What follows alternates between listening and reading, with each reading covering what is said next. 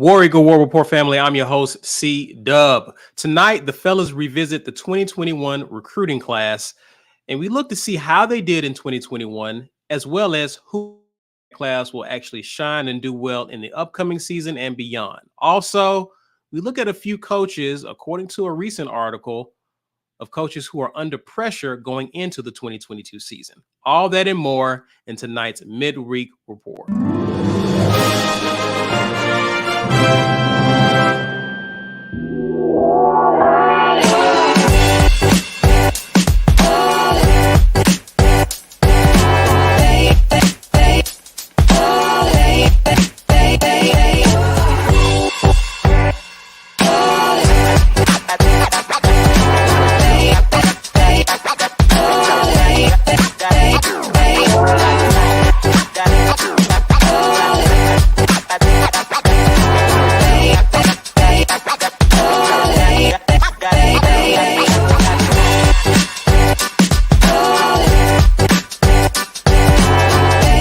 Everyone, War Eagle, War Eagle, War Eagle. Happy Wednesday. The fellas are all here, and we want to welcome you to the latest midweek report brought to you by show sponsor, auburnsports.com. Guys, you see the URL there. Head on over there to get your latest in terms of recruiting and all news regarding Auburn athletics. And as usual, we want to shout out JG Tate for being one of the first to show us love and be a supporter of the War Rapport. Also, we want to thank you guys for hanging out with us on this Wednesday, whether you're watching live or on replay. We need you to do us a favor. That favor is share this video, guys, using hashtag #GetYourWeightUp on social media, whether it's Facebook or Twitter. Help people to find our content, help us to grow our community. Also, you guys enjoy this content, prove it. Prove it by liking this video. Get the thumbs up. And if you're new to our channel, please be sure to subscribe. Speaking of being a member of the War Rapport, Mike G is here to tell you why you need to do so in June. Listen, become a patron. This is join our community. Get yourself a green name, $5.99. Go to our YouTube page. Much to my surprise, you can do this from an iPhone now. That join button is smack dab in the middle of the iPhone YouTube app. So become a patron. It's never been easier to do so than right now. We got lots of great content coming for you guys. We got a couple giveaways tonight. Hashtag Get Your Weight Up, as always, sponsored by War Eagle Oil. Guys, this is the best oil on the market because it's War Eagle Oil. War Eagle Oil is bringing you the giveaway, the AU t-shirt. Hashtag Get Your Weight Up in the comments to get you some of that. Our secondary giveaway is from our sponsor, Chill Boys. We're giving away 2 sack packs tonight. Two people's sacks will be feeling great in about 7 to 10 business days. So, hashtag sack pack in the comments to get in on that. We're going to draw for both of these at the 1 hour mark. Hashtag sack pack. Don't misspell sack or pack. Just put them together. Sack pack. You get in there. Yeah, got it. Fellas, how y'all doing, man? Amazing. Awesome. Let's get into it, man. We got a great show planned for you guys. Hopefully, great discussion. I figured it would be great if we go back to the first recruiting class in the Harsin era and just kind of get a follow-up on how these guys are doing, what they've done, and what we can expect from these guys in the futures. So, let's see what we got here with our 2021 class. And it's a pretty intriguing one because it's an interesting group in the far right there, but we'll get to that. Guys, you're familiar with Dylan Brooks, Marquise Robinson, Tavares Dawson, Tabeki Okali, I think I'm saying that right. Landon King, Colby Smith, Garner Langlow, Jarquez Hunter, Joko Willis, Armani Diamond, Caden Bridges. As for the transfers, you had Jordan Ingram, TJ Finley, Marcus Harris, Donovan Kaufman, and at the edge, you had Aku Leota. Now, no longer with the team. We had a lot of guys enter the portal from this class, starting with Lee Hunter at the top, going to UCF, Amari Harvey going to Georgia Tech, Demetrius Davis, who is now at Alabama State, Hal Presley, who never even unpacked his bags, is now at Baylor. Ian Matthews is at Missouri. Ro Torrance transferred out to Arizona State. Kamal Haddon went to Tennessee. I think he transferred in the offseason after signing his letter of intent late in the wintertime. Demetrius Robertson has exhausted his eligibility. By Darius Knighton and Tony Fair all did the same. And Drayshawn Miller is in the portal, has yet to sign with another school. And I think what's interesting to note here, when we talk about who contributed from this class, we can talk about it. Jarquez Hunter had 89 carries for 593 yards, 3 touchdowns. He had, I believe, 12 receptions, I think, about 61 yards and a TD. 10 games. I think that's right. I don't think that's right. There's some games he didn't play. But Demetrius Robinson played in 12 games, had 489 yards receiving, 37 receptions and 4 TDs. And of course, he starred in special teams duty, particularly punt return. Landon King had about 5 receptions. And you had 3 guys of the newcomers who started a role on defense. Donovan Kaufman played a good bit, had 33 tackles. Marcus Harris played a good bit. He played actually all 13 games, had 27 tackles, 16 solo.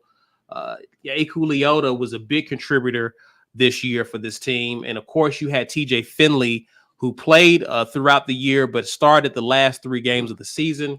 He threw for 827 yards, 6 TDs, and an interception through 9 games played. Guys, when you look at this list, what kind of comes to your mind? I think it's interesting to see who's no longer with the team off of this class. But Mike G, what's your initial thoughts when you look at this? Well, much was made about the guys that left, many of whom contributed close to nothing. But look at the list of signees. What stands out to me, Jarquez Hunter obviously stands out, right? I think he is our undisputed number 2 running back.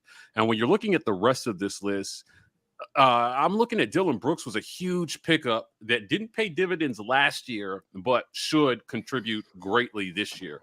Tavares Dawson is going to have a chance to contribute. Landon King is out there at wide receiver. Joko Willis, man, come on, dude. And then when you look at the transfers in, Aku Leota, such an underrated pickup joining this squad. TJ Finley obviously had to pitch in at quarterback. Donovan Kaufman is back with this squad. He had some really timely turnovers, forced fumbles this season. Yeah. And I'm encouraged by this list. Now, when you're looking at who's no longer with the team, Lee Hunter, what did he do?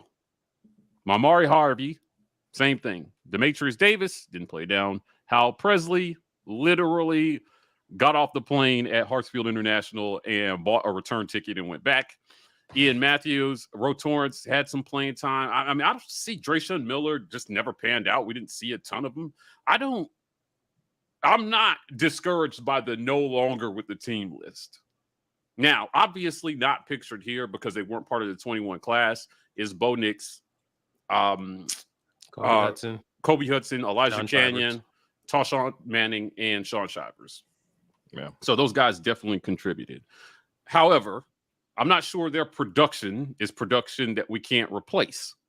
I'm completely sure their production is production that we can replace.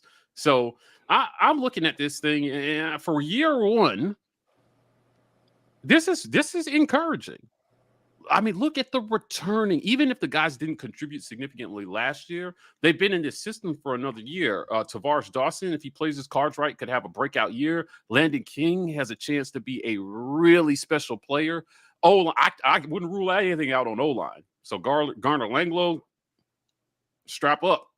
Yeah. Yippee-ki-yay, man. It's time, right?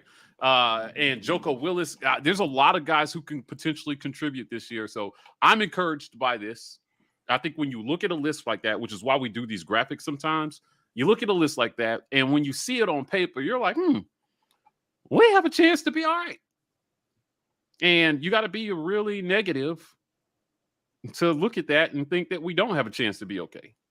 Just my thought. You're muted, see. Yeah. Would you say that Jarquez Hunter was clearly by far the biggest contributor last year from that class, in your opinion? I would argue between him and Eku Leota. I think Eku had a I'd real argue him or impact. Marcus Harris. Actually. Yeah. Marcus Harris is in there too. Yeah. So, I mean, you look back at last season, and I can picture plays. I can picture Leota running down quarterback in the open field and making plays behind the line of scrimmage. But I also am remembering Jarquez Hunter hurdling a whole human being against Penn State. The game-winning drive against LSU. Yeah. I mean, he had like a 40-yard run down the field and eventually punched it in the end zone. Yeah. And these guys get a chance to come back another year and be even better than they were in year one under Brian Harsin. Yeah, I think it's encouraging. I think it's very encouraging to look at that list.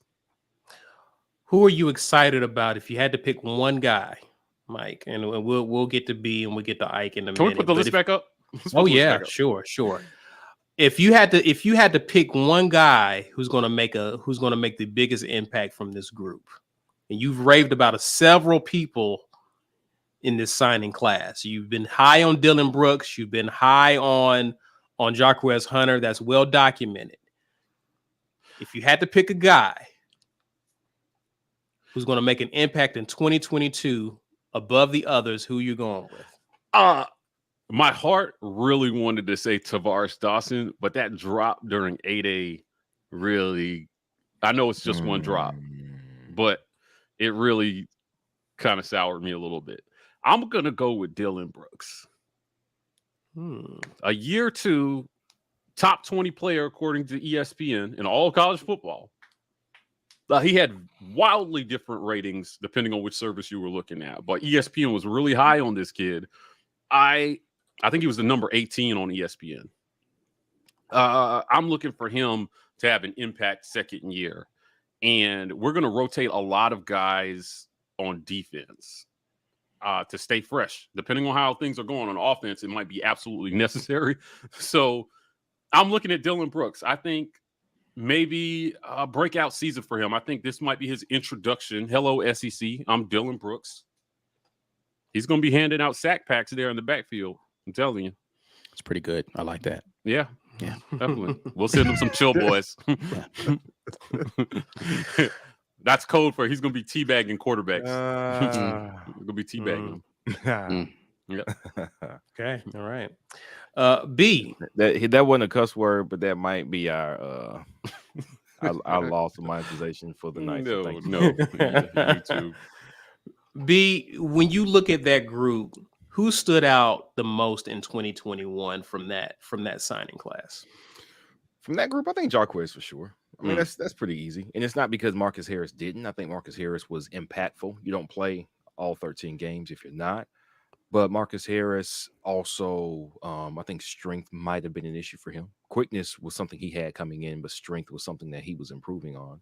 And by all accounts, he has improved. So I think if you look at that list at the end of this season, then we'll be looking at that Marcus Harris pickup like that. That was a big one.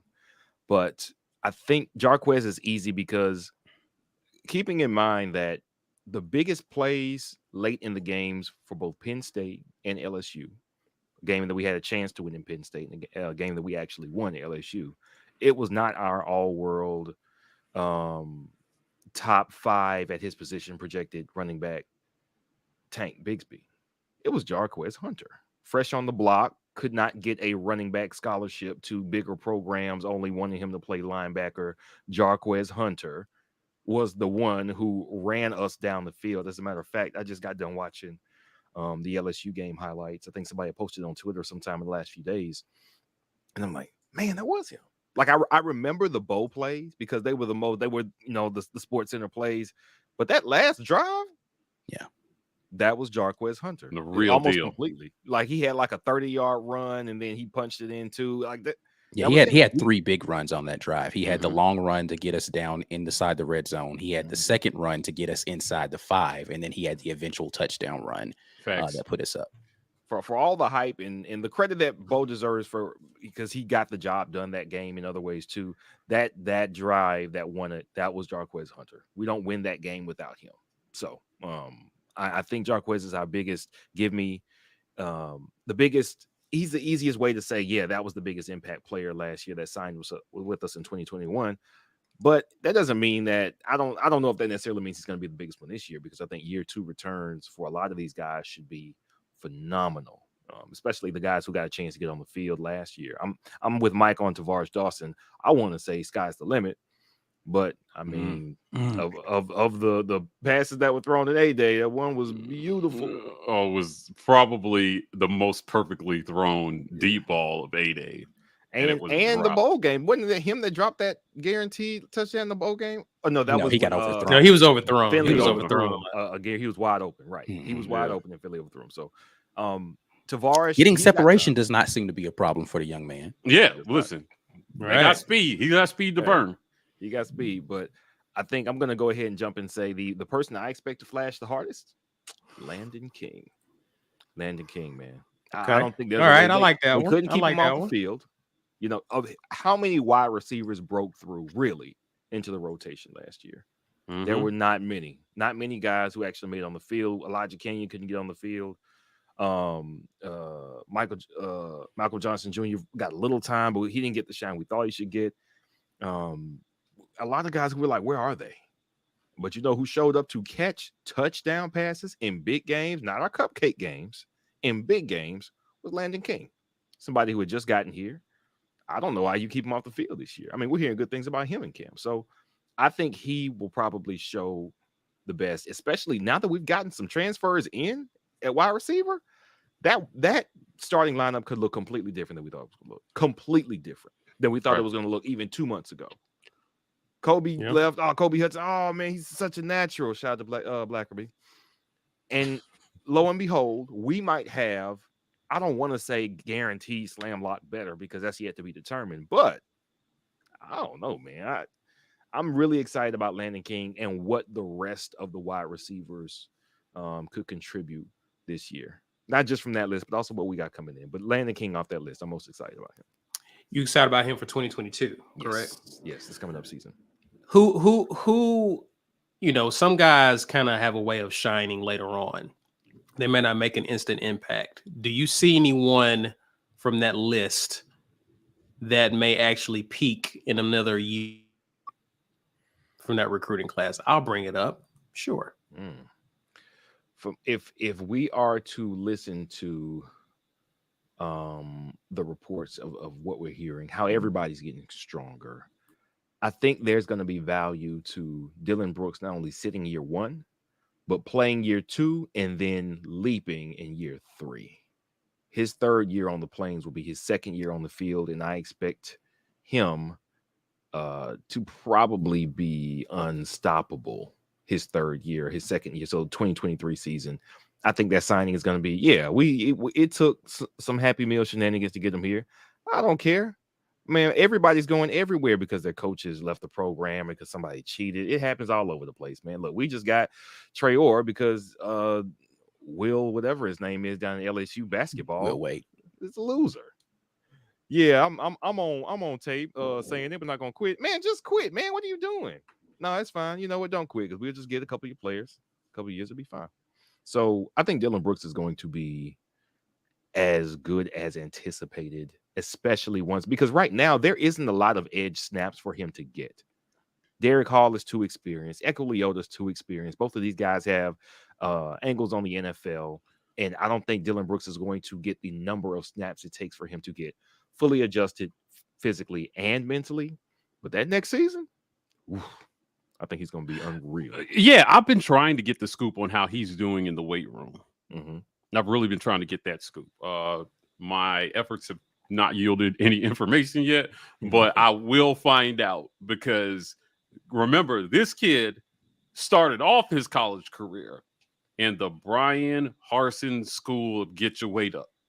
Yep. So it's going to be interesting to see how he does, because he didn't have to unlearn anything in the weight room. He just came in, and right off the bat, man, he was in that system. Yeah. Mike G, you mentioned Brooks as someone who you look to make an impact this year, right? Is there someone from that list that you think will actually peak in another year or two from now?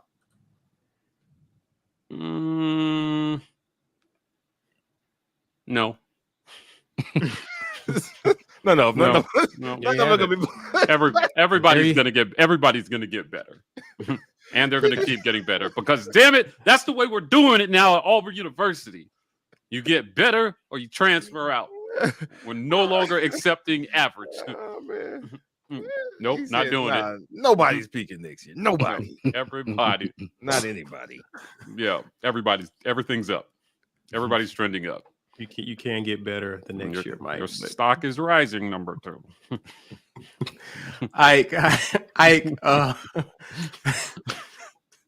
Ike, when you look at that list, I mean, the consensus seems to be that Jarquez was one of the top performers from this class. But you mentioned Harris, Yeah. Of course, there's Aku Leota. Like, who do you felt made a very or the most significant impact from that group? Yeah, from I'm going to last go year? Marcus Harris. Marcus Harris on the defensive line. You know, as good as I feel like Jarquez Hunter played last year, Marcus Harris was in the starting rotation from day one, and he played big boy minutes against the big boys. There was not an SEC game where Marcus Harris didn't make a splash. There was not, and you know, yeah, and he still has some room to improve, but I think Marcus Harris was the most significant contributor from that group. Even like, as much as I love the plays Jarquez Hunter made against Penn State and LSU, most of his significant contribution was early in the season. When we got late into SEC play, he was hampered a little bit more. So you didn't see him on the field as much. So I think consistent contribution throughout the entirety of the year, Marcus Harris is the guy from that group that jumps out to me.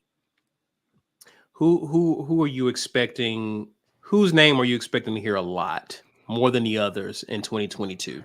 I mean, Landon King is one that I definitely think will be making a significant impact. I have been high on Joko Willis. I think that he is making a transition over into getting some of the edge rotation now.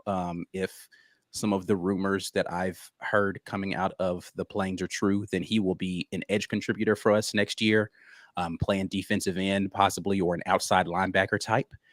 So I do think that he has the speed and the intensity to be able to make contributions. I just can't get the play in the LSU game on special teams out of my head, watching him absolutely dismantle someone in a special teams role. So I just feel like that sort of intensity is something that's going to pay dividends for us later on. He's already had some experience, very limited experience playing edge. He did so in the bowl game. I don't know if you guys remember, it's not very good experience. So sorry, Joko, for pointing this out, but he did get an almost tackle that ended up being a touchdown against Houston in the bowl game. So he has played a little edge for us already. But I do think some more time in that role, he will be making a jump this season. So my two would be Landon King and Joko Willis that I'm expecting to see a lot of. Dylan Brooks, of course, I think is going to get a lot of playing time, but I think Joko Willis is one that, if we talk about most significant leap, would be him. Yeah, can I add that the fan negativity about what we haven't seen is something that I'm struggling to understand. And I think it was Ike and I were talking about the Alabama receiver Jamison Williams. Mm-hmm. Before he got to Bama, he had done nothing in his career. Like 15. Couldn't see the field at Ohio State. Yeah, 15 total receptions in 2 years. And I tweeted about Coy Moore. I don't know why I was calling him Roy Moore. No, I don't either. I posted about Coy Moore, and somebody is always a negative Nancy. Well, Brian Harsin hasn't brought in a game changer. And I'm like, how do you know this kid is not a game changer? Right. You haven't seen him play one down in an Auburn uniform. That'd be interesting, though. I do wonder if people saw the signing of Jamison Williams last year and were like, that's a game changer. For Bama. No, nobody said that. Not based on what? And based on who they already had on their roster, you definitely wasn't saying that. All eyes was on Mechie. Right. He comes in here, and did he get drafted in the first round? Or is he still there? So no. I think he got drafted first round. Yeah, he went 15. He was a first round. Just blown his knee out. Yeah. Yeah, come on, man. So why can't our guys also be game changers, transferring in from a program like LSU that has been recruiting very well? Especially at the wide receiver position. Come on, man. great wide receivers at LSU over the last 4 years. I mean, really, you could go back a decade at LSU and you can see top wide receivers currently contributing. Oh in the my NFL. God, the Odell Beckhams, the Jarvis Landrys, Jordan Jefferson. Or Justin Jefferson. Justin Jefferson, Jamar Chase. I mean, the list is they're quietly having as crazy of a wide receiver run as they've had with cornerbacks. Like, correct, it's nuts. Yeah. Right. So we take a kid that didn't do a whole lot in his first 2 years, and suddenly nobody's excited about him. But he was very, very highly sought after coming out of high school. I don't get the negativity about what you haven't seen. I don't get people saying that we don't have talent. All the people, we need wide receivers. What we got, 2. Right. And 2 that have a chance to be significant contributors. Kids with talent. Mm-hmm. Can we get on the positivity train for like 2 seconds until we've seen it in the fall? And I'll tell you what, I'm not, even if it doesn't pan out, I'm not going to apologize for projecting positivity in the offseason. I'm not going to crap on all the hard work that these guys are doing in the summer to get ready. Hundreds of hours of practice and weightlifting to give us 40 hours of football in the fall. So I don't get it. I think there's, when you're looking at a list like we're looking at, it's exciting to look at how many of those guys we know are going into their second year in the system under this coach.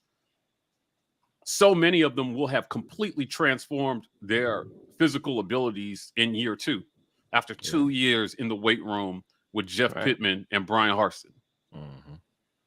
And they're doing some interesting stuff. They're using technology, like strength and conditioning is, I mean, I almost know you recognize it. If y'all have not seen the most recent video of them getting it in during this summer workouts, bro, I was like, okay, this is real out here. Like last year you had them what was guy who said it, that they were going to look like Marines? Papo. No, it was Papo. And Papo said that they were going to look like Marines. They looked like they were doing Marine PT out there. Like they were doing some serious the pool work. Did you see the pool work? The pool work and the log lifts. I was just like, yeah, what are we doing out here, bro? Lifting each other.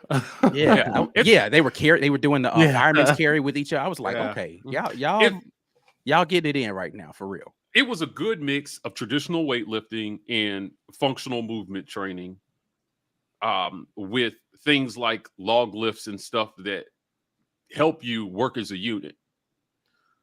Understand how the other person moves and what he's thinking and how to move as one. Important for offensive line. They're doing a lot of stuff, creative things, and it's just, they believe in it. I'm telling you guys, we have interviews coming that will explain it better than we're explaining it now, but these guys believe in it, and they're willing to put in the work.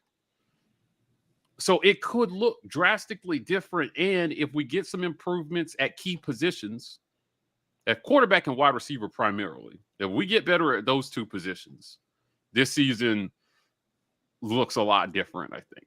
Yeah, for sure. Mm-hmm. I'm expecting to see Aku Leota go off this year. Mm-hmm. Like I really am, because he's not sharing as many snaps with TJ Moultrie like he was last year. TD Moultrie. He's not sharing as many snaps. So I expect him to really benefit and really be a force on the defensive side from this class. I like the tight end pick for this year. I think that kid's going to do amazing things, Landon King. So I'm excited about him on offense, but I was excited about Aku when we picked him up, because I felt like he was going to be a sleeper. I felt like he was going to do some special things, and he did. And I expect him to build off of that in this year. Now I'm looking for him to really project to actually be drafted, a good draft slot in the next upcoming draft because of his play this year. So got a comment here from Riley M. He says he thinks Coy is a starting receiver by week 3. Thoughts about that, guys? I don't know. I don't think I don't know. I expect better wide receiver play this year. So I think he starts week 1, or because if he comes in week 3, it means somebody's playing poorly. I think, or somebody got injured. So I'm not going to project injuries in week 3. I don't think he is either, but it's yeah, I mean, it could just mean he's playing that well, though, right? Yeah, well, in which case I think he starts week 1, if that's the case. Could it be a playbook thing though, since he just got here? It could be. Could be. Yeah, I mean, I don't know, man. Like, I really think, I think he has a chance to contribute. I think a lot of guys are going to contribute this year, but I think it's more likely that he starts week 1 than anything else. Yeah, I mean, I think there's a space for him. I'm excited about guys like him, and again, Landon King, your possession receiver guys. I got real excited about Jackson because I felt like they figured out how to use him in this offense, and instead of making him the primary receiver running go routes, and they made him a slot guy or made him run possession routes, and I think as a result, his play increased. And so I'm excited about how Coy looks in this offense as well. So whether he starts or not, I think he will be used in this offense. So definitely, guys, let us know your thoughts about the 2021 recruiting class. Who are you expecting to take that next step in 2022? Who's your guy? Who you thought shined the most in 2021? We definitely want to hear it in the comments. Guys, you already know what to do. Do us a favor, guys. Do us a favor and be sure to share this video using hashtag #GetYourWeight whether it's on Facebook or Twitter. We greatly appreciate it. Help people to find our content. Also, smash that like button, guys. And if you're new to the channel, please subscribe and hit the notification bell. When we definitely go live, you will be alerted to it. Let's go ahead and acknowledge the supporters and sponsors of the War Rapport. This edition of the War Rapport is made possible by our generous sponsors. AuburnSports.com. For news and notes on all things Auburn Sports, head over to AuburnSports.com. Athletic Architects. For young athletes looking to secure their financial future, let Athletic Architects help you to build your financial house. Head over to BuildAHouse.com. And our giveaway sponsor, War Eagle Oil. War Eagle Oil is your #1 place for all of your motor oil and related products. For more information, visit wareagleoil.com. As we're partnered with the Lee County Humane Society to raise money for a good cause. So we're trying to help them. Hashtag save all the puppies. Visit the about section of our YouTube channel. Hit the donate button. 50 cents on every dollar goes to Lee County Humane Society to help them in their mission to save every puppy. This is the good that we've chosen to put back in the world. You can be a part of that. We're on podcast, every single podcast platform. Guys, the block is hot on the podcast right now. It's super hot. Yesterday was our Wednesday segment, Mike, Mac, and Memes, as coined by Ike Jones. Love that. But we talked about Auburn baseball. Memes is a clown, so he talked about why our Twitter mob dominates all the other Twitter mobs, and we got into the odds in Corvallis. So lots of podcast exclusive content. Please go check us out over there. Now, we mentioned every single live cast. We're giving away something. This is no different. Hashtag get your weight up in the comments to get your AU t-shirt. Also, we're giving away a sack pack. So hashtag sack pack. Please put that in the comments right now. Check that spelling to make sure that you get in on that. Chill Boys has been a really, really good sponsor for us. They're primarily a podcast sponsor, but here's a quick word from them. Treat your boys. Chill Boys underwear is designed for maximum comfort with enough space to keep you cool, calm, and comfortable. Chill Boys underwear will help you keep the boys close, not too close. When the game is on the line, you won't break a sweat with Chill Boys underwear. Whether it's left boy, right boy, or both boys, Chill Boys provides your boys comfort like you never felt. Maximize your chill with Chill Boys. 2 sack packs is what we're giving away tonight. Treat the boys. 2 people will be treating their boys in about 7 to 10 business days. on the War Rapport. So make sure you get that in. We mentioned at the top of the broadcast that you should become a patron. Why should you become a patron? Well, early access to interviews. Jason Jones, this goes live tomorrow for those of you who are not patron or supporter members. But if you're already a member, you've gotten this interview. And our next interview, which we've made live for our patrons, is Al Borges. Former coordinator Al Borges joined us, the coordinator from the 2004 undefeated season, to talk about why he thinks Auburn should claim the 2004 national title. He's got a book coming out. He was very gracious with his time to sit down and talk with us. Here's a little bit from that interview. I just want to talk about like the difference of playing an SEC schedule versus some of the schedules that you had at some of the other stops. But in the SEC, it's damn near every week. You know what I mean? Even the teams that aren't as good have a defensive player here, a defensive player there that you better account for. Coach, obviously Rodney went second. Cadillac went fifth in that draft. In your estimation, who was the better back? That's a good question. Yeah, you got to answer. You got to answer. No, I need an answer. I need an answer, Coach. I'm gonna say this. I think they're both as good, if not better, than the two SC backs. Wait a minute. No. You betcha. I like that answer even better. I would not trade Lindell White and Reggie Bush. What? Oh, yes. Oh, no. I love it, Coach. I want to ask you a little bit about working with Coach Tuberville. The good thing about working with Tub is you have total autonomy. You're playing LSU. This is the pivotal moment. It's fourth down. Jason Campbell drops back and hits Courtney Taylor for a first down. I decided we're going to move the pocket, and not have Jason sit in the middle where they could find him, and then have Courtney and Anthony Mix would run down, basically a little past the first down. Yeah, I just wanted to talk to you a little bit, Coach, now about evaluation of the quarterback position. Now he had not performed consistently, but I think that was more of a mindset than anything else. When I got there, watching all the video that I watched, the one conclusion that I drew is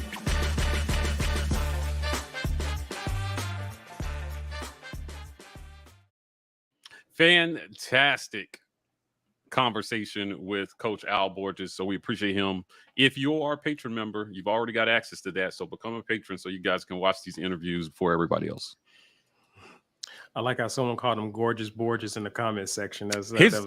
His ex-wife coined that phrase. Nice. And if you guys didn't know, she was the one who brokered the Under Armour deal. Oh, word? Yes. Yeah, I did know that. Yeah, she was a part of that terrible thing.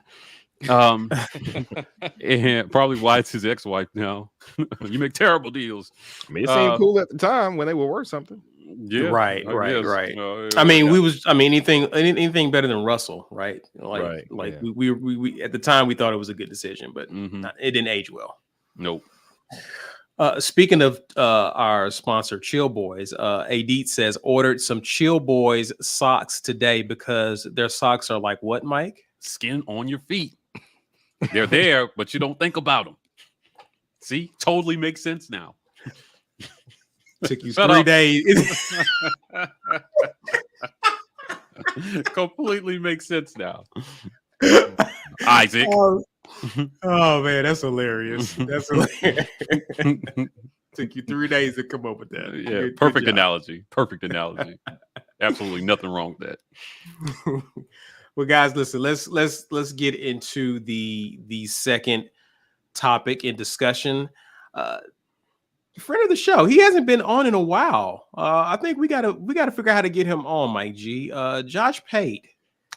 Yes. We about to say something? No, I mean, we'll get him.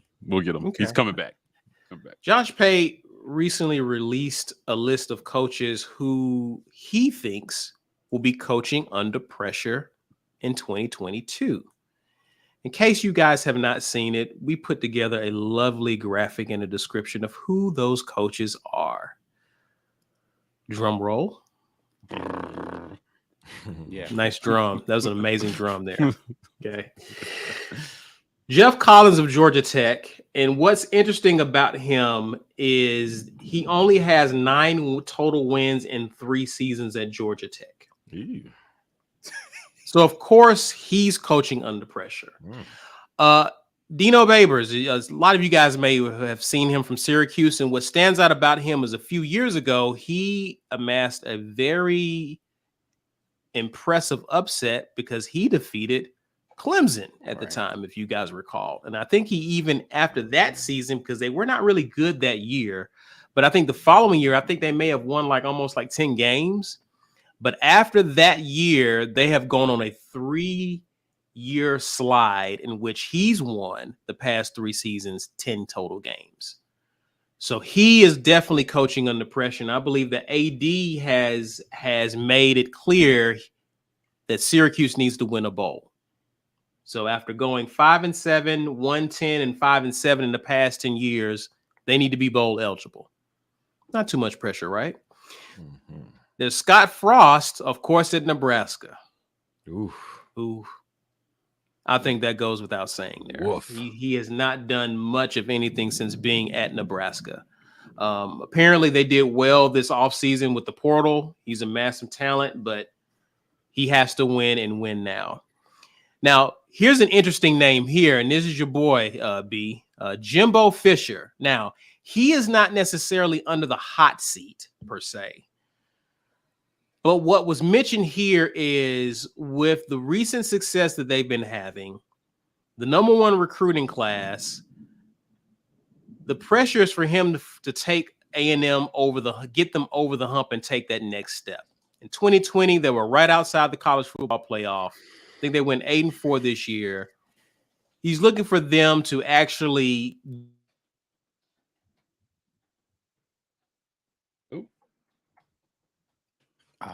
Oh man, Storm got him. Yeah, I think the Thunder got him. Is he coming back? He might be coming back. Let's just see a minute to come back.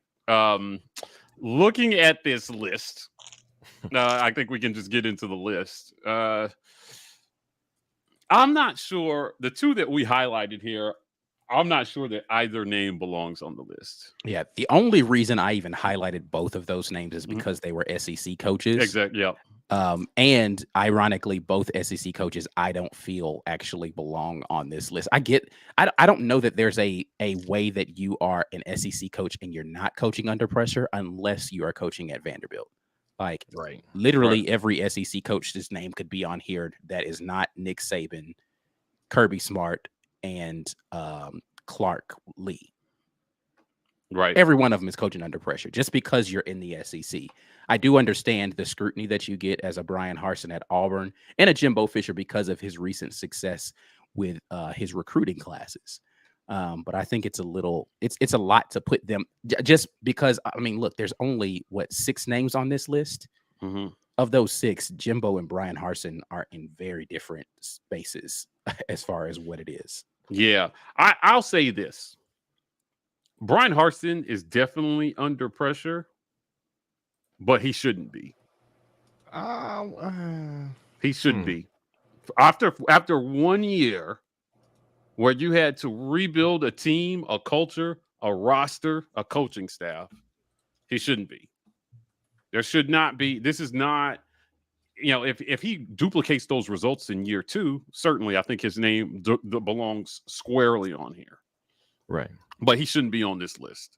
I think Jimbo probably belongs on this list a little bit more than Brian Harsin does, because he's a few years in with a bunch of recruiting classes, and I don't even know how much he belongs on here. I'm just saying, if I'm picking between the two, I'm just saying Jimbo is more deserving of being on here than Brian Harsin is. Yeah, I think the expectation. So here's the thing, and I'm going to be very consistent with how I look at how coaches are being judged, right? And when I think about how coaches are being judged on their performance, the first thing that I look at is the results versus their pay, right? Mm-hmm. And what Jimbo Fisher is being paid, do you think that he's given them the results to equal up to that pay? And that's my only question about Jimbo Fisher is, are you being paid equivalent to your results? Right. I would say the answer to that is no. I would agree. Because, again, that was the same beef that I had with Coach Malzahn when he was here. It's not that I don't think Coach Malzahn is a decent coach. I think he was being paid as a phenomenal coach to produce decent results. I agree. Or better than average results. Like, again, I'm not saying he's a bad coach by any stretch of the imagination. He was being paid, though, like we were in the national title conversation every year. And that was far from the case. Yeah, I agree. Top 10 paid coaches should have their teams in the top 10 results at the end of the season. That's how I felt about Gus. I'm like, you're the 6th highest paid coach, and we're not finishing in the top 6 ever. It's really just simple math, right? We're not finishing the top 10. We're not even finishing the top 15 at the end of the year. And that's why I think anyone who is comparing Brian Harson's results to Coach Malzahn's results is crazy. Like, how are we even having this conversation after year one? And he's not being paid nearly as much money. Yeah, he's 15th, I think, on the list. As far as pay? Yeah. I don't know where he ranks on the list. Yeah, I think he's around 15. He's probably or 16. in the top 20. Yeah. But the 15th highest paid coach brought in an 18th ranked recruiting class in his first year. I mean, I think the results are commensurate with what he's getting paid. Yeah. So far. And again, and let me be clear. I'm not saying that he needs to finish in the top 15 in year 2. I'm saying that we need to get to a place where he's built his program, which you're going to see year 3 and beyond. And if the results of that are not equal to a top 20 paid coach, then we've got a problem. Then we got a problem. Right. For sure. That's fair. Yeah. So I just think it's very, I mean, again, I get why he's on the list. So there's no shade to the list, but I think it's very unfair anyone putting that type of pressure on him based upon 1 year of results. Yeah, I agree. I agree 100%, man. The SEC coaching carousel is a tough game because all your peers are being paid $5+ million a year in our league. Right. I mean, everybody's getting paid. Our league pays top dollar for coaches. Right. But then they're all coaching against each other, so it's really cutthroat. Somebody's got to lose. Right. Someone's going to underperform their contract. 100%. Yeah. But again, I would argue, and I have argued before, Coach Malzahn wasn't just underperforming. He was woefully, in my opinion, underperforming that contract because if the results that you look at were only, if we were to have done a graphic like what we just did about the 2021 recruiting class for Coach Malzahn recruits during his tenure at Auburn, you'd be looking at results and saying to yourself, gosh, yeah, they had high recruiting classes, but none of these guys contributed. They either never contributed at Auburn or when they got in games, they didn't do anything. Right. And so you have to wonder why that is. Why is it that a coach can consistently underperform when it comes to how they're evaluating talent, how they are getting that talent to develop, and then the results on the field also don't yield anything. So yeah, you're winning on National Signing Day. If anything, the Ghost Malzahn tenure should prove to you national titles are not won on National Signing Day. So for all of the stuff that Jimbo Fisher just did on National Signing Day, none of that's going to matter unless he can produce results on the field. None of it. Yeah, we did a lot of missing with can't miss prospects. Right. And that can't happen here. So they have to evaluate better to be in the game. They've got to do some things better to make up the gap between, the starting point with a lot of this talent is not, we don't have that advantage. We don't have the Saban, Kirby Smart advantage in terms of the talent being ready to play coming right in the door. So you have to begin a pipeline of development. Right. Which, to Ike's point, takes years. 2023 and beyond is when we start judging whether this coach can coach at this level. It's not year 1. It's not year 2. Now, what I do expect to see is in year 2 an improvement over what we saw in year 1. You got to be taking steps forward, and standing still is just as good as moving back sometimes. So you need to be 1 to 2 games better this year. You need to be competitive, and you need to beat somebody that nobody expects you to beat. Yeah. That's got to be part of it. Yeah, it's got to be part of it. Yeah. Yeah, I agree. I mean, and Auburn did that. I mean, Auburn was at a good place coming out of October last year. I just don't think anyone expected the November that we got, right? And so I think if you can get through September and October, I would expect Auburn to actually close November this year with a better record, which you will get your 1 to 2 game improvement, Mike G, I would think. Right. So, I mean, this year's South Carolina is Missouri. yeah. So let's just start there. Beat Missouri. Right. Right. And then hold serve. Beat LSU again. You got them at home. Beat Arkansas again. Beat Ole Miss them at home again. They're at the SIP, but but still beat them. It's a team we beat, and they lost their quarterback to the NFL draft. Yeah. Everyone's talking about who we lost, but suddenly our fans just forget everybody else is losing players too, man. Yeah. Right. And not everybody is reloading. I mean, listen, Ole Miss hit the portal hard, but they also lost the most players in our league to the portal. Mm-hmm. Of course they hit it hard. And then in turn, so let's go back through this. Beat this year South Carolina, which is Missouri. Beat LSU again, beat Arkansas again, beat Ole Miss again. Don't fumble Mississippi State. Right. I think they're gonna get that one off of off of sheer revenge. Right. And then get the game nobody expects you to get. Last year it was Bama. 4 OTs. This year, I think it'll be Texas A&M. This year, I think it's A&M. We get that game at home. And I watched their spring game, and I ain't see a lot to be scared of at the quarterback position. I think they might miss Zach Calzada this year. From what I saw, Haynes King didn't look great. Max Johnson, honestly, I thought he outplayed Haynes King. Now, I was high on Max Johnson at LSU. But I don't know how much better he does at Texas A&M. Is it a safe assumption you think that Max Johnson wins that job at A&M? I do. I mean, you know what? I don't think Max Johnson transfers if he doesn't think he's going to win that job. Right. So I think Max Johnson thinks he's going to win that job. I've never been super high on Haynes King, so I think he's got a definite shot to be able to do it.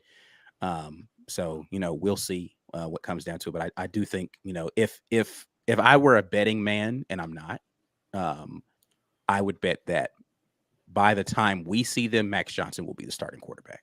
Yeah, I barring would. Injury. That's kind of how I felt. That's how I felt. Like when we see them, he will be the quarterback. Like I just don't think Haynes King will beat him out unless he has something in the tank that we have yet to see. But Yeah, get the games. I mean, Penn State, I don't think it's unreasonable to expect us to get a win at home versus them this year, based on how last year went. Right. Yeah, there are games to be got on this schedule, which is why I don't get all the negativity. I mean, because we don't have talent. I mean, if you can't win games, then you don't have any talent. Because apparently, none of these players. It only matters if a player is a 4 or 5-star recruit if they don't come to Auburn. Because when they come to Auburn, then all of a sudden, then they're not a 4-star recruit anymore. Because last time I checked, a couple of these people who we had transfer in were 4-star recruits at their old school. Right. But again, that only matters when they transfer to some other school. When they transfer to Auburn, then it must mean they didn't have another option anywhere else, and they were the bottom, or of they the wasn't barrel. that good. Yeah, they couldn't beat out whoever at their old school, so they must be terrible. That's the only reason players come to Auburn, because they're terrible. And it doesn't matter how those players do after they transfer out. It doesn't mean they would have done that here. In the hardest division in college football. Yeah, so I saw somebody, and this is gonna feel like shade because I'm saying it, but somebody we asked for facts or not questions, and someone said that facts or not Bo Nix will have more, I think, either yards and touchdowns or just touchdowns than all, or I think it was yards and touchdowns than all of the Auburn quarterbacks combined this season. And I was like, he better go to Oregon in the Pac-12 and show out. Right. Exactly. He's going to be playing in a pass-friendly conference. He's going to do it in 11 games because that Georgia game going to be oof. Against. I mean, he's consistently playing against worse defenses, Right. and an offense that is going to allow him to throw the ball more. Right. We're going to be run heavy in a league with better defenses. He should have better stats than the Auburn quarterbacks as far as productivity. If he doesn't, that's a huge problem. Yeah, nobody in our quarterback room has 3 years worth of starting experience either. Right. So it's not like, I just don't know. I mean, yeah, you're going to a lesser league. That's not a debate. You're going to a lesser league where the worst team sometimes wins the conference championship. That never happens in the SEC. And where we finished 5th in our conference and beat their champion 2 years in a row. Right. Come on, man. Like, I get it. But again, Kobe goes someplace. He does better. It doesn't mean that that's what it would have been. Right. He's going to be doing it at UCF. Like, I mean, come on. Like, doesn't Big matter. Cat looked good at UCF. Did he, though? He looked better than he did at Auburn. Yeah, he did. All right. Yeah, he did.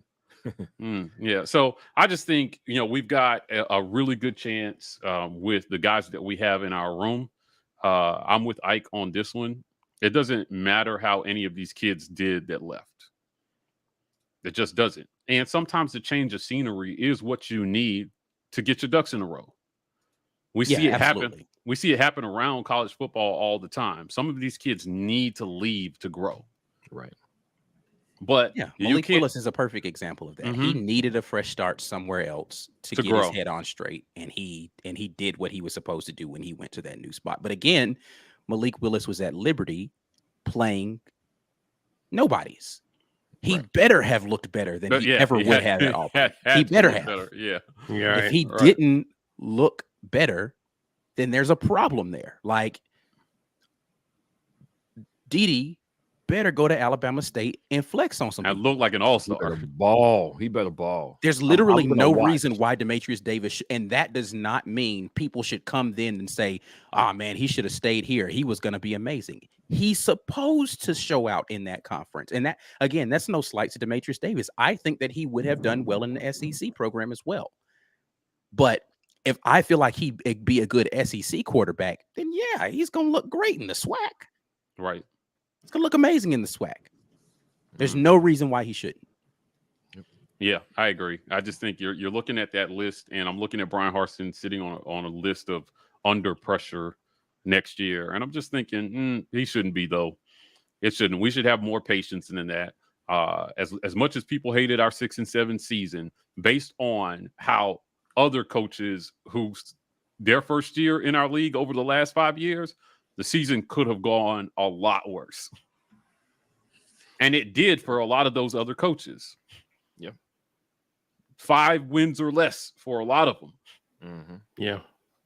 5 wins or less for a lot of them in their first year. It's tough, man. I don't understand why or how we got to this place where we can't give a coach 2 years without calling for his head after the first season. It doesn't make any sense. So it makes for good clickbait and headlines to say Brian Harsin under pressure in 2022. But the truth is he shouldn't be. And there is talent on this team.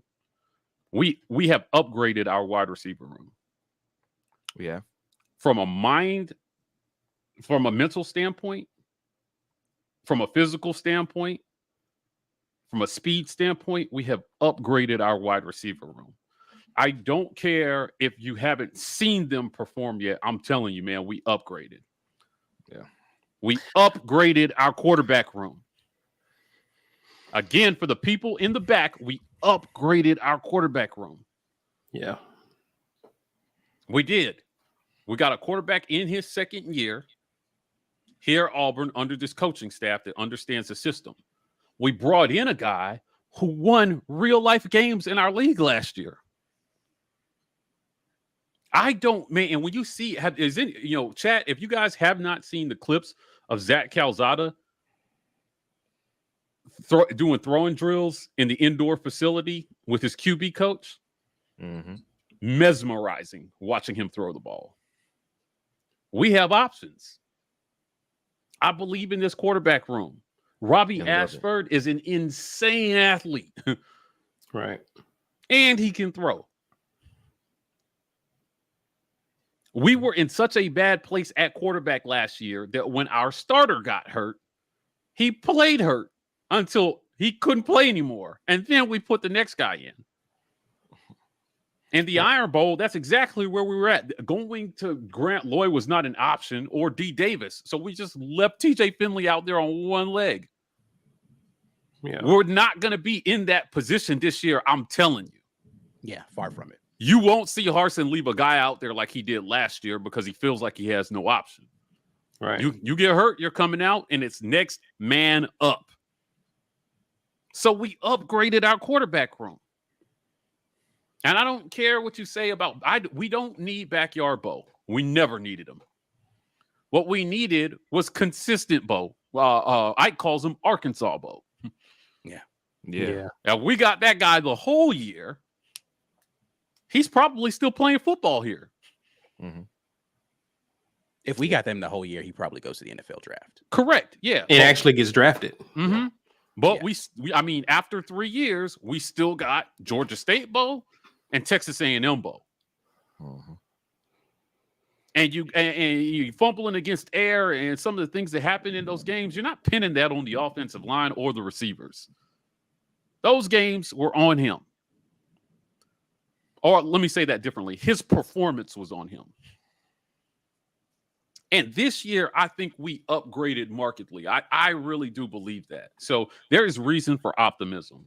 There's no reason to think that we're going to suck because Bo transferred or Kobe transferred or Kenyon transferred or some kid who never took a snap and Lee Hunter transferred or any of these other kids or Demetrius Davis isn't here. Man, I was a D. Davis fan. I was probably his biggest cheerleader. But he couldn't get his stuff together and he had to go. Yeah. Right? So we cannot only trust the coaching staff when they're playing the guy that we want them to be playing. Right. I was frustrated last season because it felt like, man, we got to have another option. In hindsight, I will admit, most of the time, the best option was out there. This year, it's going to be different. It's going to be different. I never got a chance to really disagree, but see, can you pull that list back up for me with these coaches? I think I know what's about to happen here. All right, so off top, Dino Babers should be on this list. All right, let's get this out the way. He should be on this list because any guy with an edge up that is that curved, rounded edge up, and you can't get a straight up line, I can't trust you. You going in on this barber? Nobody with no rainbow edge up. That is a no. You know, Dino Babers, you're a brother in a head coach position. I need you to represent, get the straight line. Let's get it going. Or you better be winning like 10 games a year. You got an edge up like that. You're not winning 10 games a year. You on the hot seat. I'm sorry. I like that. Scott Frost, I guess all that national championship experience at UCF didn't help him in Nebraska. You know, I guess that's just how that is, man. So sorry, Scott Frost. Man, listen, I agree with everything Mike is saying about Harsin year 2. All right. That's hopefully, I do think he's under pressure. He's under pressure to win more than 5 games. For sure. He's under pressure to look competitive every game and not have a repeat in the late season results. That's what he's under pressure to do. He's not under pressure to, win 9-10 games. I don't think that's it. I think 8 would be phenomenal with our schedule, which has been rated the hardest schedule in college football. In the history of football. Ever. All right. I don't know. The hardest it's ever been scheduled. NFL and college is all right. That's a pat on the back. 8 is eyebrows up. Like, okay, you did something there. Mike Norvell, I think it's so interesting that, and as much as I rail on Jimbo, I still think he's vastly overrated. But Florida State has been like a void. It's just been like a black hole of success. Like nothing thrives there. Nothing grows there. Like the land is barren because it's not just Jimbo. It was Jimbo's last couple of years, yes, after winning a national championship. and then it was Willie Taggart, and then it was Mike Norvell, and nobody can get anything to grow there. Nobody. And to me, that says more about the school. I'm not sure if they have the same problem there that we have here with the administration. I've heard as much. I'm not sure to what extent, but there's clearly something going on there. I don't know if he's under pressure or I don't know. I feel bad for the guy, kind of, because if it's anything like what Harsin had to go through here behind the scenes, then I mean your hands are kind of tied. So, but still, he's got to get it done. You got the job, you're getting paid. So yeah, he should be on this list. Jimbo Fisher. This will be his 5th season, if I'm not mistaken. 5th season? I think so. After your best season ever, you lose 4 games. Okay. One of those games was a loss to LSU, who was a terrible team. Correct? I guess he had maybe that was his Gus year where he beat Alabama, so everybody kind of just looks the other way. Oh, well, he beat Alabama. It's all right. Yeah. Why are we giving this man grace after 5 years when you want to credit him as a national championship winning coach, which he is, and he's getting paid $10 million a year to lose 4 games in year 4? Wait, was that 4? 1, 2, 3? Yeah, that was year 4. So that means every recruit was yours. The defensive coordinator was outstanding. You're the offensive coordinator and the guy recruiting the quarterbacks. Calzada was decent. He wasn't great, but that's the offensive line. We talked about last season how much talent was on that offensive line when he got there and how the success in 2020 was largely due to a very good offensive line, giving the running backs ample room. And all he had to do was make sure Kellen Mond didn't make major mistakes. That's all he had to do. And it got him, I think, what they won, 10 games that year, if I'm not mistaken. Yeah. So they went like always arrived. They went 10 and 2. No, they went what year? Or not? Well, I think they went 9-1. Right. Okay. And then won the bowl. No, they didn't go to the bowl. They didn't play a bowl. Yeah, they didn't play bowl. So what it then looks like is, hey, next year you've got it going. You've been recruiting since you've been there, although not great before 2022, frankly. You should be able to field a very competitive team. The guys who are there for you have been there. These are guys you recruited, man. This isn't the NIL transfer brouhaha that had been brewing the last 2 years. No, you have recruited. Can you develop? Apparently, no. Your best wide receiver was your tight end. What are you doing? You're supposed to be an offensive guy, right? That's supposed to be your thing.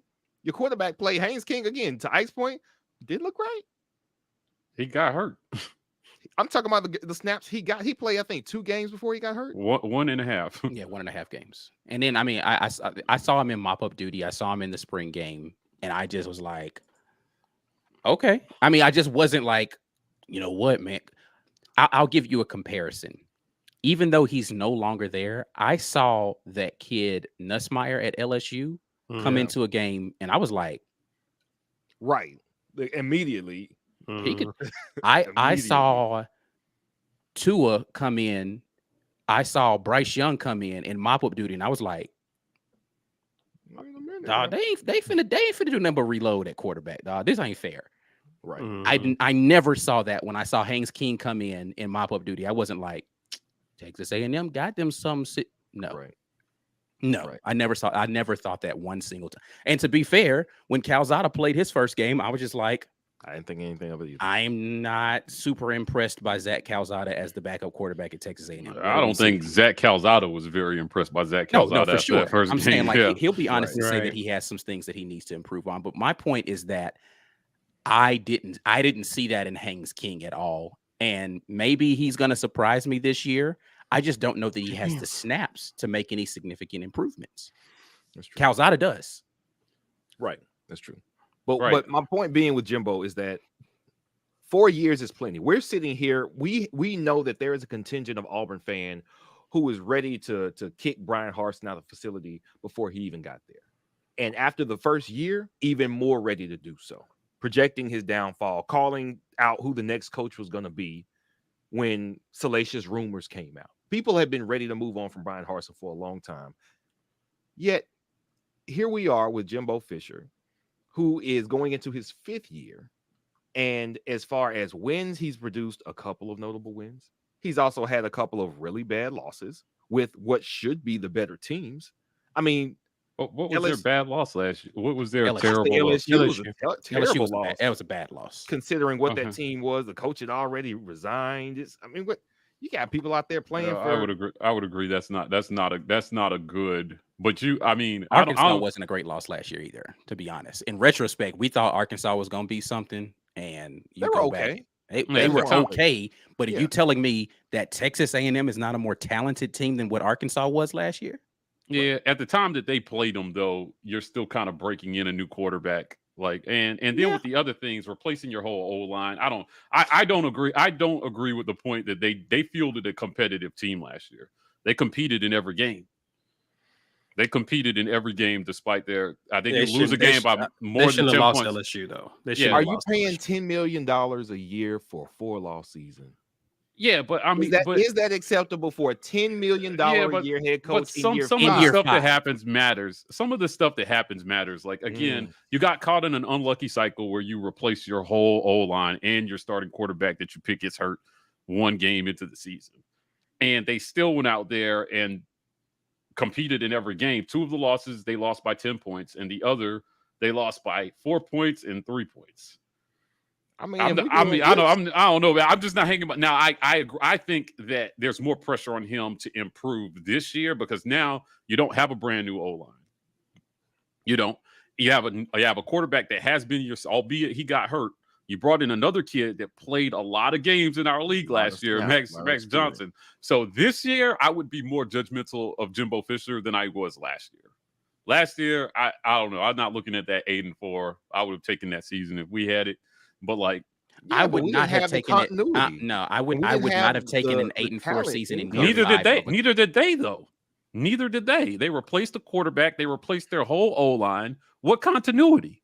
Nah, I'm sorry. I would not have been. Both coaches are still your offensive coordinator and your defensive coordinator are still there. I'd have been upset. An exodus of are you guys surprised he hasn't pulled in a big time QB, given though he's an offensive guy already at it? Like I'm not talking the portal. I'm talking about just recruiting out of high school. Are you surprised? Even in the portal, Max Johnson was his big get. I am surprised, yes, because he's supposed to be this QB whisperer, but he can't seem to land a big time QB.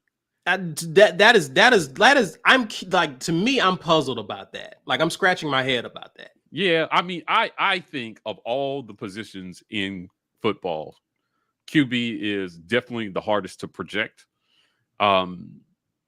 It's the hardest to project. He hasn't gotten one yet. I agree with that. He definitely has not gotten one yet. And that's probably the thing standing between him and a 10-win season or an 8-win season, right?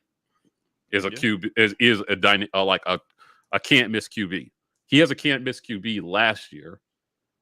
They win 10 games because you don't lose to LSU and you don't lose to Mississippi State.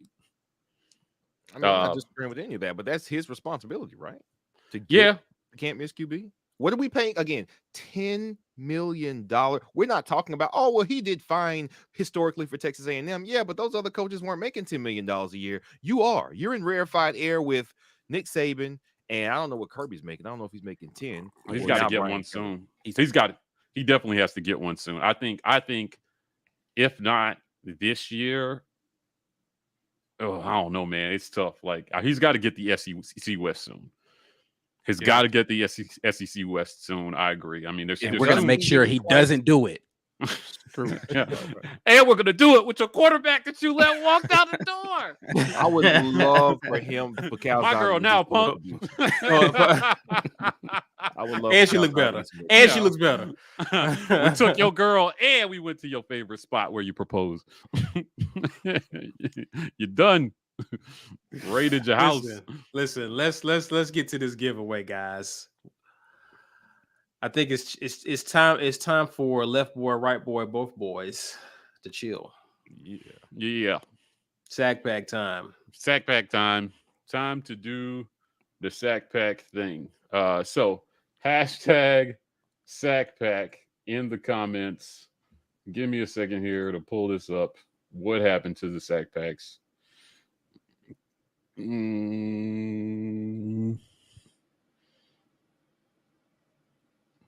You know what? Guys, do me a favor. Mm. Do we need to go do the other one first? Yeah, let's do the other one first. All right, let's give away this T-shirt first. Yeah. All right, we are giving away this AU T-shirt, so we're going to get ready to pull this drawing real quick. So if you have not already, hashtag get your weight up in the comment section. This is sponsored by War Eagle Oil. For those that don't know, this is motor oil, right? So this is what you put in your engine. So like oil and engine related products, War Eagle Oil. That is wareagleoil.com, where you can go to order that. They do have the online ordering that you can get done there with War Eagle Oil. So make sure you hashtag that in the comments. Get your weight up for this giveaway, the AU T-shirt sponsored by our friends at War Eagle Oil. Always appreciative of new sponsors coming on board with the War Rapport to make sure that we have all of the products that our folks need to do whatever they need to do with their lives, man. We got so many things that are good for your life out here at the War Rapport, man. So let's go ahead and get to this drawing here.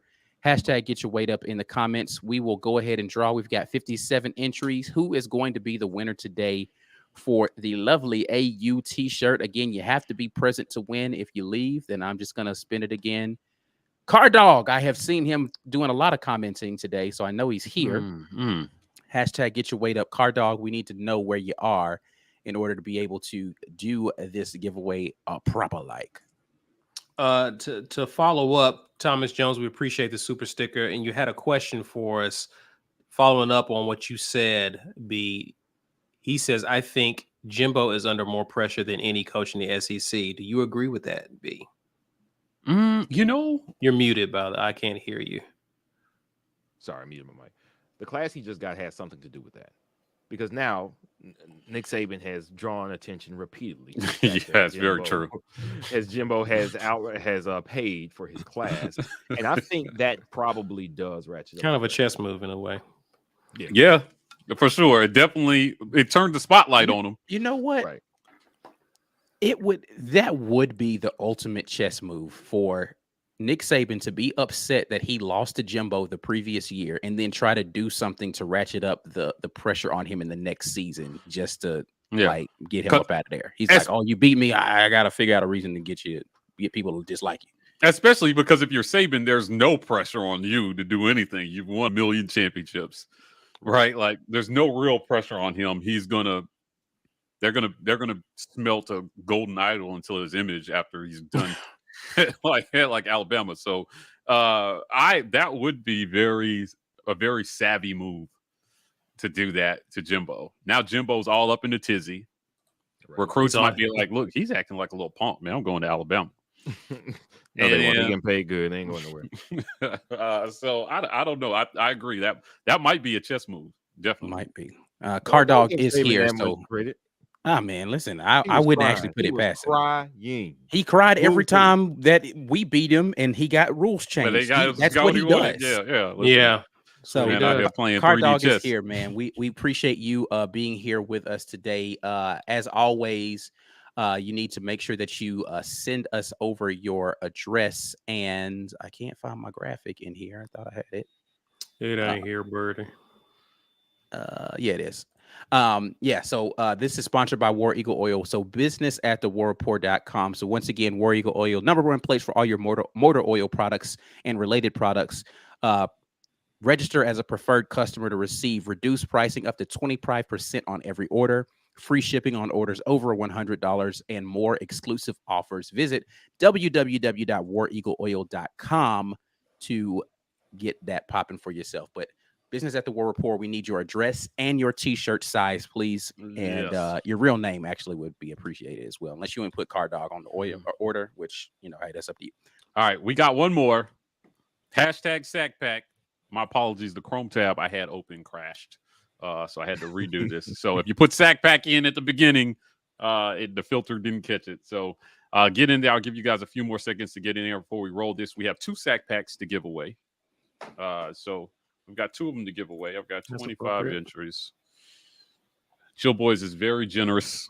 These giveaways. I love giving stuff away. This is one of the favorite things that we do, is giving you guys free stuff. So I'm gonna wait till we hit 30 and then I'm gonna roll it. Y'all know. Oh, there you go. Who's it gonna be?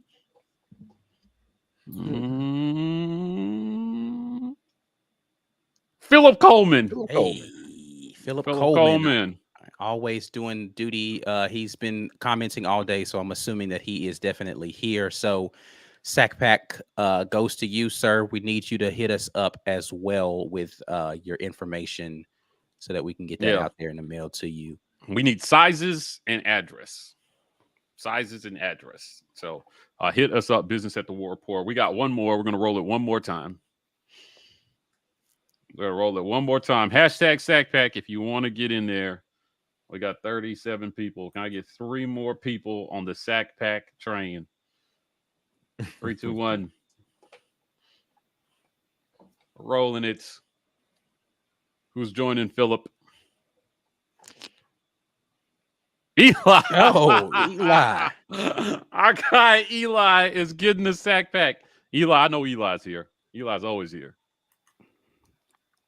Eli, we appreciate all of your engagement. There he is. Eli and Philip are both here in the comments. So you guys need to hit us up, business@thewarreport.com. We will get you all of the information on what you need to provide to us. But that will get you all set up to get your Sack Pack out in the mail, courtesy of our guys at Chill Boys. If anybody didn't have an opportunity to win, you can go and hit them up at chillboys.com. And you can use code rapport and get 15% off of your next order. They're at chillboys.com, code rapport, 15% off. And you can too get your left and your right boy together. Absolutely. Absolutely. They are amazing. Listen, what's also amazing is the fan question finale. Didn't see a lot of questions. So if you guys have a question for us, feel free to throw it in the comments and we'll hopefully grab that for you. Roderick Tisdale wants us to know War Eagle back at you. Roderick, appreciate you hanging out with us, sir. Caveman Life Coach asks, have y'all heard about the Plains NIL Club? Yes. Definitely have. Mr. Jarquez Hunter tweeted out a letter to everybody saying, sign up. Give us money. Every player that signed up will get a share of it. I went to their website. It's not quite functional yet. No, I think they said they like you can get early access or something to sign up and let them know you're interested. Right. The only thing I didn't see was like a I didn't say how much it was. Right. There was nowhere on there that says this is the minimum contribution level or anything like that. But definitely have seen it. Apparently it is a new collective that is out there allowing, it's going to be like an equal share. Like, so every athlete that signs up, they're just going to split the money from a pot or something like that. If I read correctly, that's how it's going to work. Okay. So, yeah. Interesting. Our dog says, just got my first batch of Rogue Shop gummies in. Really, really love the handwritten note they included in the gummies. Richard is great. Are like that. Yeah, they are such a great sponsor and they run a good business. And I appreciate their business because it helps me get through some of these times here in DC. So, rogueshop.com, use code rapport. 10% Want to just give a quick word from them? Yeah, why not? Yeah.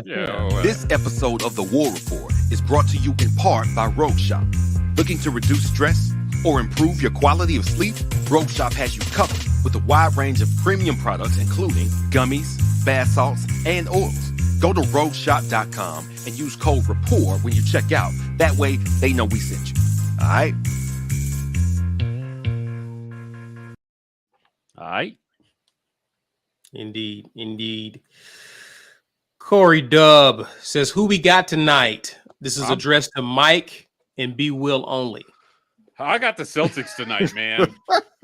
I got the Celtics tonight, dude. I think. Has your confidence been shaken a little bit, Mike, in the outcome? I know you feel like the Warriors was pulling it out. Have you changed a little bit? Klay Thompson he turned into a whole sack of poop. And I have no confidence in his offensive game right now. It feels like Curry is carrying the load for them offensively, and that's not what I foresaw going into this. And I don't necessarily think it's the Celtics defense. It just feels like he's just off. He's missing layups. He's missing mid-range jumpers. He's just not on his game at all. And I don't think they can survive with him playing like he's playing, turning in 10 points a night. They need 16 to 22 points a night from Klay Thompson. What he used to do, basically. Mm-hmm. I think he's gonna have a game where he hits like 8 threes in the finals. He's just gonna he's gonna be useless the remainder of it, but he's gonna have one game where he's just gonna go absolutely nuts from 3, and people are gonna be like, Klay Thompson is back. It's gonna be either game 3 or game 4. They're gonna proclaim him to be back, and he's gonna disappear the rest of the series. Probably game 4. I think it's going to be game 6 because game 6 is Klay. That's why. If he waits that late, then It may not even matter. Listen, It may not even matter. If Curry has a game where he scores less than 25, it doesn't feel like they can win at all. So the biggest difference is now it's not just all you need is Poole to do some of what he did last night. Is he going to do it consistently? No. Wiggins is going to have one game out of like 5 offensively. Where it's like, wow, that's the guy who's been disappointing is Wiggins. Wiggins is supposed to be. This is what he's always been. Yeah, this is what he's always been. That's why Wiggins was supposed to be the guy who was going to be the secondary shot creation guy, right? Just give him the ball and get out of the way, and he just has not produced that as of yet. If the Warriors could play like they did in the third quarter for the entirety of the game, this series wouldn't even be close. But again, I don't care who wins. So I'm just because Boston is up 15 at the moment, as we are talking about this game in the first quarter, 26-11. I think there's a pretty good chance Boston wins this game. Now, if Boston finds a way to lose this game, then I think it's Warriors in 6. Boston wins has this been game, pretty beatable at home too. Yeah, so Jason Tatum is like superstar, right? But then he's not. Jaylen Brown, physically, his game is impeccable, but then he just kind of goes cold sometimes. I think they're right on the cusp. I think they lose this series. Boston loses this series, but this is the series. We're talking about babies. Yeah, this is the series that turns Boston into the team that they can be. This is the sting right here. This is the loss that makes them cohesive. Like, now we know what to do when we're on that stage. And I think probably every team needs a big stage loss before they really just get over the hump, and they're not scared of that moment anymore. I think a lot of guys LeBron needed that. Not when they got swept by San Antonio and Cleveland. No, the Miami series. He talks now about how that was so core to his development because mentally he just took a jump. He wasn't afraid of the moment anymore after that. And then we got the death stare the next year when they were playing the Celtics, and then the rest. Then he kind of stepped into his power from then on. And I think that's probably what this series will be for Boston, not because they're not talented, but I do think there's something about championship experience. You trust yourself in those moments, and you can do it. That's why I think, like I said, Klay's going to do it, and it's going to be a game where it has to be done. It might be one game in this series, but it's going to be a game that gets them over the hump. And unlike other years for Golden State, it can be Steph and any one other dude go off. Like last game, it was Steph and Poole win. Wiggins was mid, Klay was bad. It doesn't matter. 2 out of those 4 guys go off offensively. They can win it. And I think there's a good chance that they get that to happen 3 more times in the series. Agreed. Right. But I wouldn't be surprised to see none of that happen either. So I don't know. Robert Williams kind of got re-hurt last game. That might be it. That hurts. That hurts them because that to me, I think that's what helped the Warriors put a lot of teams away is they haven't had to rely on their perimeter shooting. Right. Williams almost erases anything they try to do on the inside. And so I think with him hurt, I think that does help the Warriors a lot in this series, but we'll definitely see. Dallas says at the War Rapport, CW, have you been to College Station? If the earth has a bunghole, College Station would be careful. Be careful with that statement. Would be the that guy hanging off of it. Jumbo ain't getting any better QBs. Hey, all that may be true. Shame. I heard they're paying top dollar. Why wouldn't they get better QBs? $10 million a year. You know, it wasn't real to me until you just said it. Like, he's getting paid $10 million a year. Puts it in perspective, does a little bit. Yeah. The more he said it, I was like, I might have to just go over on the B side on this one. Jimbo sucks. He's terrible. You overpaid and you're doing nothing with all that talent. See you there? I'm gonna be honest. I think his offense is stale, but It is. more on that later. Yeah. Sean Feely asks, "Who is the breakout player this year?" Jarquez Hunter. Oh, that's a tough one, Jay actually. Jay Oh Fairley wait, is hold on, one wait, of those hold on, guys. wait, yeah. Yeah, It I was was gonna Jay Fairley. because Malcolm is actually my answer. Oh man, there's so many good choices. Yeah, there are a lot of good choices. I think it's coming out of the wide receiver room because we had such shaky play from them last Yeah, year. I mean, it's got to think be a it wide was- receiver, right? Like, it's got to be a player who was not targeted last year. Malcolm because is the not. guys- Malcolm is not a bad pick, especially with him being able to take the top off of defense. I think that's not bad. I'm Yeah, not two, mad if two you of our say top Dawson. three, two of our top three receivers are not back this season. Right. In Kobe Hudson and D-Rob. So it's got to be someone in the wide receiver room. Yeah, so I'm going to take Malcolm Johnson Jr. just because I think he is the type of player that Coach Harsin loves, somebody who's just going to do the dirty work when necessary, but he's got a ton of talent. They're going to use him in a lot of variety of ways. He's going to get some speed sweeps. He's going to be, he's going to be the guy who's going to catch some of those go routes, getting the separation. I think he's the guy that breaks out this season. Okay. All right. Low Note says, "Oh crap! I just ordered and I didn't know the code." Oh, we needed that, man. Oh, Come no. on. Oh no. Rogue Shop or Chill Boys? Chill Boys, I think. Okay. No All matter right. what, it's rapport. Okay. We'll Goes see. always rapport for If it was within before they've sent it, then maybe we can try to hit the guys up and see if they can. Yeah, I'll see if he can do something about that. Yeah. Email us your information and I'll send it to see Yeah. if we can add it to the order. Jimmy Ritter says at the report, "What about a shout out for my 1-year anniversary as a patron a few days ago? Yeah, Can't a whole believe it's year? been a year. You guys Man, still that's killing it, crazy. even if I'm not on the lives as much." Jeremy Redding, Yeah, of course, man. I met you, man, during the football season. Happy anniversary, man, and thanks for continuing to rock with us. 1 year Thanks for having strong, man. For real. Appreciate you, buddy. Shankopotamus asks, "Will you be surprised if TJ Finley starts game 1?" No, I would not be surprised at that. I would be surprised if he was still the starter game 3 if he does not play really well game 1. Yeah, I would be surprised if TJ Finley starts game 1 and doesn't play well game 1. That's it for me. But I wouldn't be surprised if he's enough. It wouldn't be a shock to me. Yeah, I don't know why it would be a shock to anybody. Yeah. Right. Like he's been in this system for going longer on than anybody else. Yeah. That's a quarterback on Yeah. the roster. Well, actually, the only people who would have been there longer would have been walk-ons. Yeah, he Right. should have. He should know the playbook better than all of them, Right. and I just think it wouldn't be a shock to me to see him go out there game 1. Yeah, Right. At all. But we probably, I don't make a lot of, hey, we're going to do this in the future. We probably will do a roster projection at some point in time here coming up on the season.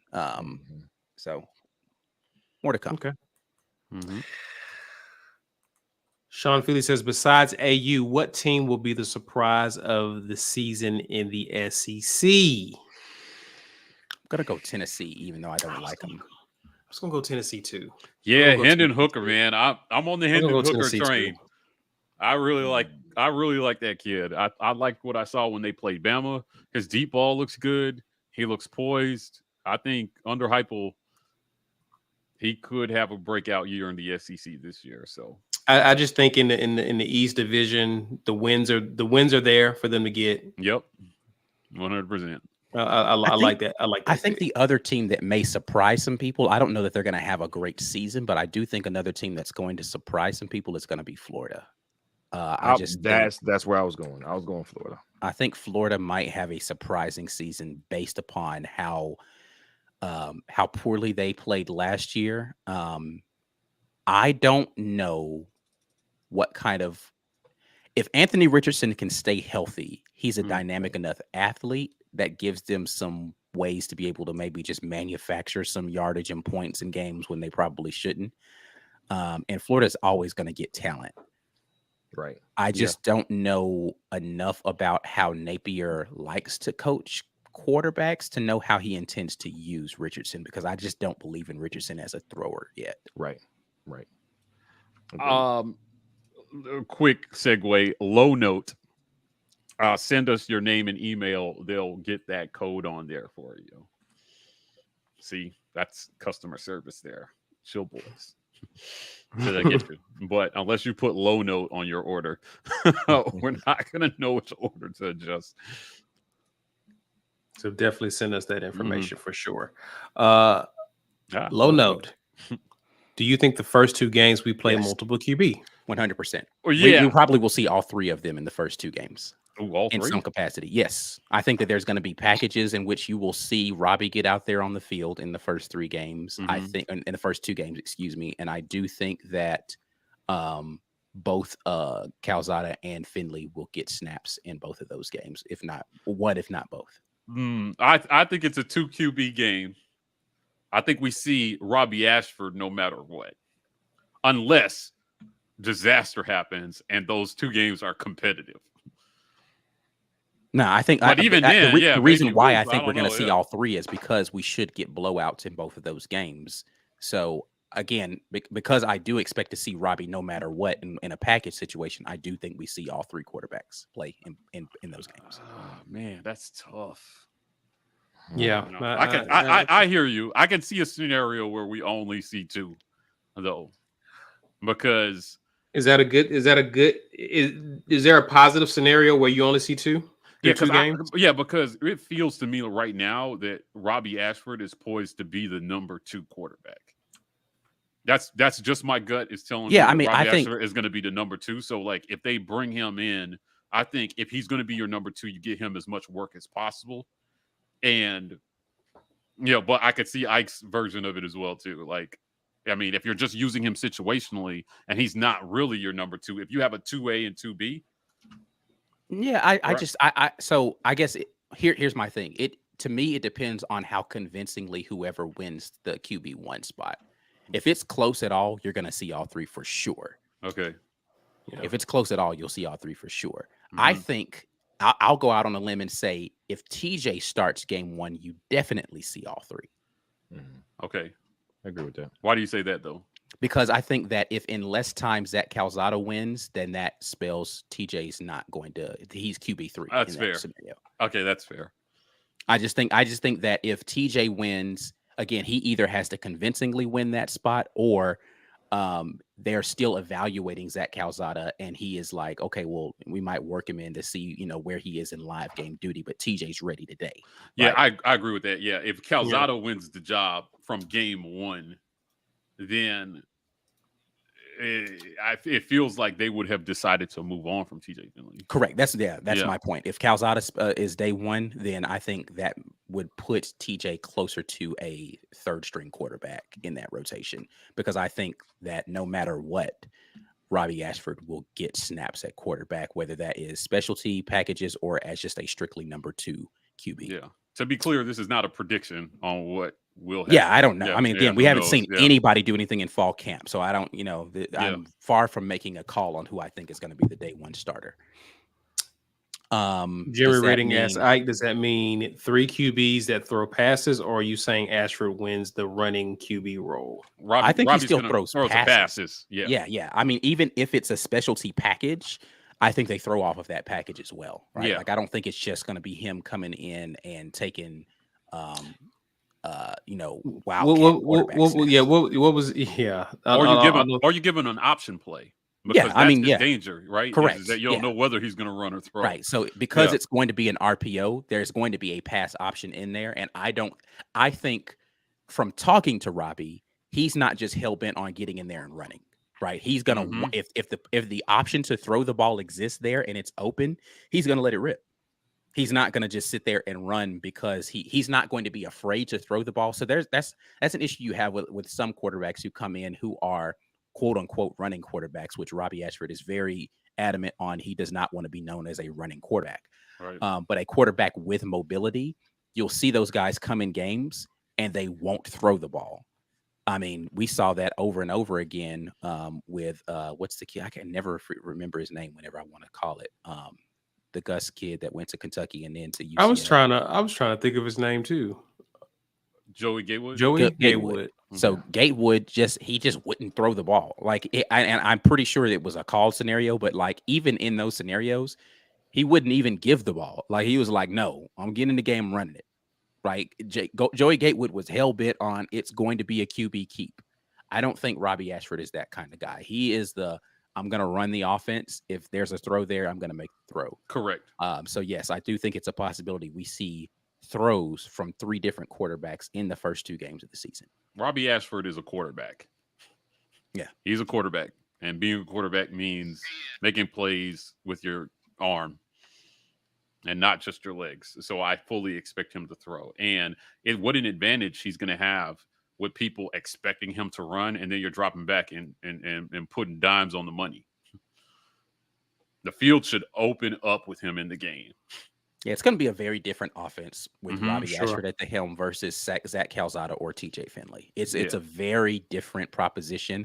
One of the things about, we talked about this when Coach Harsin was first hired, about him having a multiple offense, is that one of the advantage or the distinct advantages of that is it's not as if he's got to invent spaces for a Robbie Ashford type of quarterback. It's in the offense already. They just have to call the plays. So, Right. Yeah. Real quick, before we get out of here, one more question. Jake Mobley asked, do you think Robbie will play how Nick Marshall played? Yeah, because I think Nick, he's a better thrower though. he's a much better passer than Nick that's why I Marshall. don't think I would say he will play like Nick Marshall, but he has the athleticism. But he the can be just athleticism as is there. dangerous. Yeah, for sure. He's a home run type of guy. This conversation Mike G and I have had as well about, the difference between a Malik Willis and a Bo Nix, right? Is that one of those guys is a home run threat. Now, both of them can run, but when Malik Willis kept it around the edge, you could say goodnight. Like if he caught the edge, you might not catch him ever. Right. Bo Nix in the open field is a good runner. Malik Willis is an elite runner in the field, in the open field. Robbie Ashford is an elite runner in the open field. So if he gets a crease, you might just he might just run away from everybody. Yeah. Right. And so yes, there is, and that's how Nick Marshall was. Nick Marshall was just he played cornerback, right? Like he had definite speed, right? So if he got the edge, he got a crease. Sure. He would just run away from everybody. So yeah, I do think it's possible that he has some similarities to that. He's not as Nick Marshall is, I think, so he's just a little bit more of a physical runner too. Like he could just take hits like that. Robbie's a little bit more slight than a Nick Marshall type. But again, he's right now a better thrower of the football than Nick Marshall probably ever was. Yeah. So Agreed. I mean, he's a baseball guy, right? He has an arm. Like he's got definite arm talent. Nick Marshall had to work on getting some arm talent over the process of a couple of years. So, guys, we thank you for your questions. We appreciate that. Mike G, tell the people why they need to become a patron with us. Hey, listen, we got lots of great content coming. Become a patron. Some of those great reasons are interviews. So tomorrow, Jason Jones, as interview releases, if you're a patron, you already have access to that. And beyond that, Al Borges next Thursday for everybody else. But again, if you are a patron, you already have access to that. So become a patron, join our community. It's a great thing to do. We want to thank our title sponsor, auburnsports.com. They've been sponsoring the Wednesday Night War Room for over a year now. So we appreciate them for being on. Go to them for all your recruiting news. Check out the Lee County Humane Society. Donate for a good cause. You can find this link in the About section of our YouTube channel. 50 cents on every dollar goes to them to help us #save all the puppies. We really believe in this, guys. So we appreciate you guys who go over and do that. Check us out on podcasts. We're on every single podcast platform there is, climbing the podcast charts, tearing up the podcast streets. War Rapport, Auburn Express. In this piece, please help us subscribe, download, listen, and drop us a 5-star review. Let them know that you want to hear more from the War Rapport. Special shout out to rogueshop.com. Hit rogueshop.com and use code rapport to get 10% off on all your Rogue orders. They've got some great stuff going over there. So appreciate everybody for joining us tonight. Thank you to all our sponsors. Stay tuned. We got some great stuff coming this off season.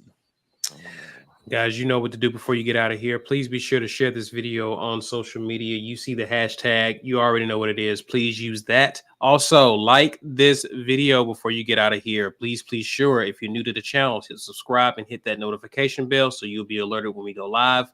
Also, if you want to interact with us on social media, guys, for Twitter, Instagram, Facebook, it's at The War Rapport. And if you're out there on TikTok, it's at TW Rapport. Guys, we've got great content coming for everyone starting tomorrow. And we have a great show prepared for you guys this upcoming weekend. We'll see you then. But until then, guys, enjoy the rest of your weekend or week. And as always, War Eagle. War Eagle. War Eagle.